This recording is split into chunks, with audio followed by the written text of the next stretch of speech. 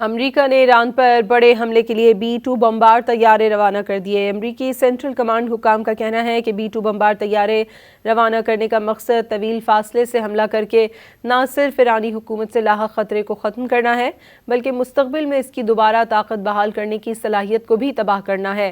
اس سے قبل امریکی وزیر دفاع پیٹ ہیگزٹ نے آج سب سے سخت حملے کرنے کی دھمکی دی تھی۔ انہوں نے ایران کی دفاعی صنعت سے وابستہ کمپنیوں کو بھی نشانہ بنانے کا اشارہ دیا تھا۔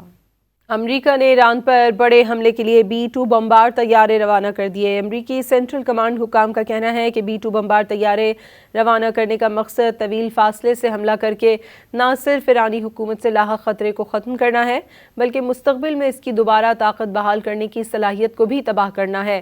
اس سے قبل امریکی وزیر دفاع پیٹ ہیگزٹ نے آج سب سے سخت حملے کرنے کی دھمکی دی تھی۔